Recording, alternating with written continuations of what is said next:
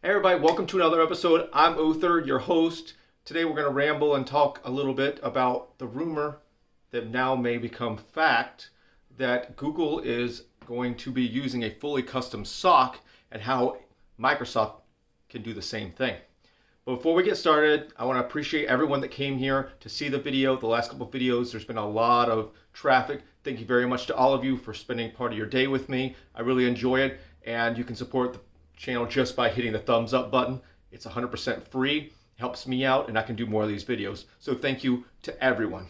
Now to get to the main point of this video is to talk about how something I actually brought up in another video not too long ago when the first rumor started coming out that Google could be coming out with their own chip, and it was technically supposed to be out last year, and that's what impacted outside of obviously the state of the world last year on how Google really changed their plans for the Pixel 5, which in my opinion is an absolutely amazing phone. Got it from my wife. She loves it. Got her away from iOS, and we haven't looked back. Now, how they can get better is taking the next step by doing better integration and not relying solely on Qualcomm. Now, the advantage to this is that now Qualcomm's really going to have to step up their game for all the other companies, because I see this possibly happening to Microsoft as well.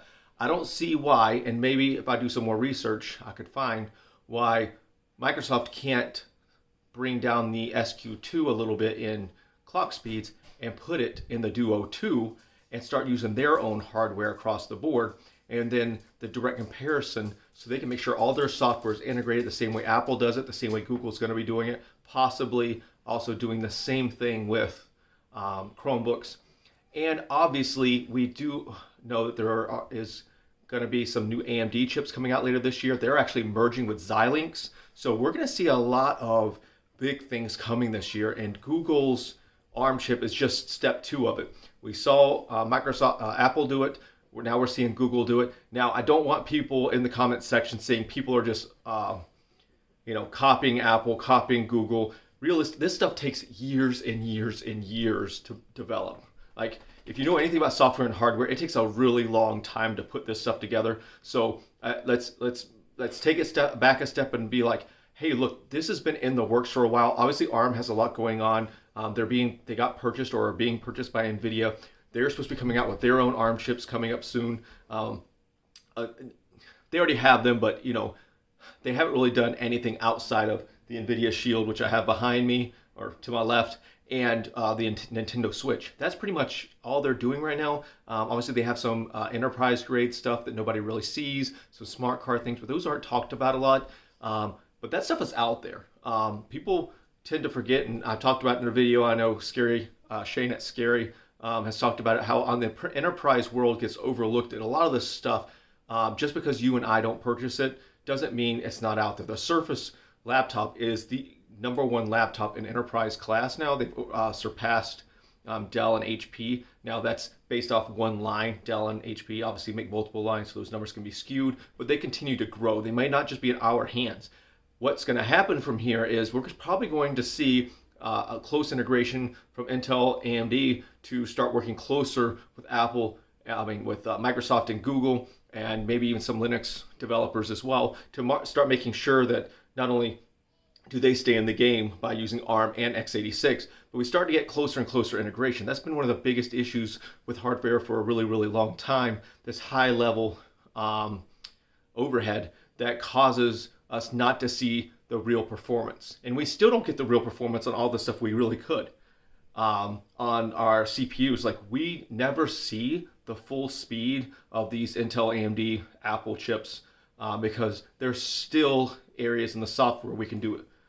We can get better, whether it's down to the metal, as the API is called for Apple, that the API talking back and forth between the hardware and the software, we need to continue to get better there, start getting rid of overhead.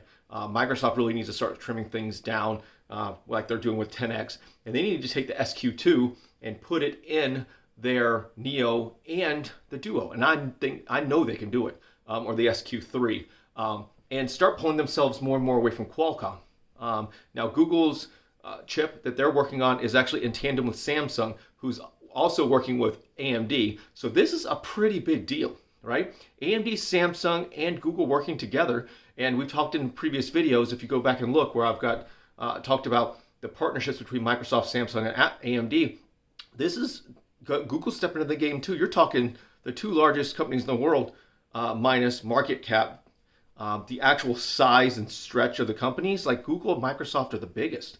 And once you start throwing Samsung in there, which is a ginormous company that's segmented off in a lot of different ways, and then AMD being the fastest processor maker in the world right now, you've got a recipe for great things.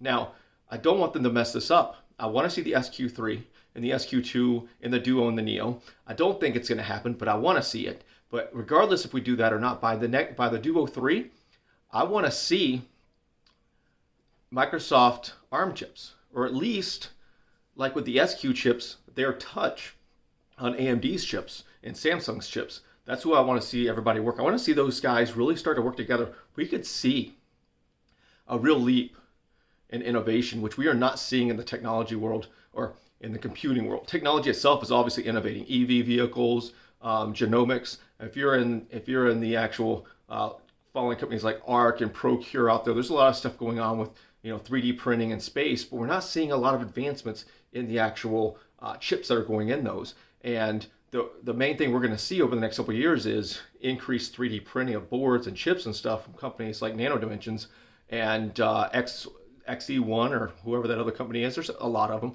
That's the biggest thing. But at the same time, like, what are we doing on the software side? Like, are we going to continue to push the hardware and not push the software, not push the hardware? We got to start putting these things together. And Microsoft needs to start paying attention to that, just like Google is. And I'm really happy. Most people realize, as much as I like my Duo and my OnePlus I'm recording from, my favorite line of phones is the Pixel.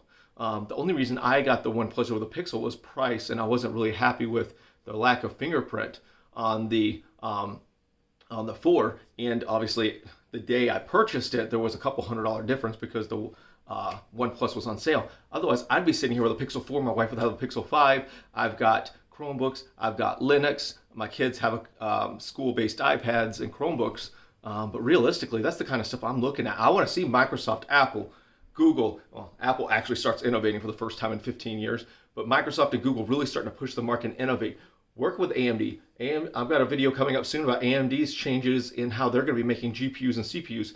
Obviously, they've already innovated CPUs with their chiplet design. That's coming to GPUs, which, stay tuned, that's a video coming very soon. So please watch that. I've noticed that a lot of the videos that come out with that are not about the Duo are not very popular, but I'm going to keep doing that because I also want that. I enjoy that segment. I'm going to continue to talk about it regardless of the traffic because eventually it'll be here. So tell me in the comments, guys. Tell me in the comments. I'm going to cut this off now. What you guys think.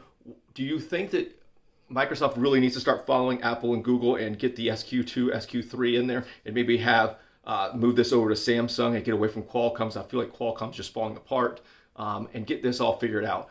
Tell me what you guys think in the comments. Again, if you made it to the end, as always, you're a true legend. Thank you very much for coming here. Make sure you hit that thumbs up, share, check out my Twitter, and I will see you guys on Thursday. Take care.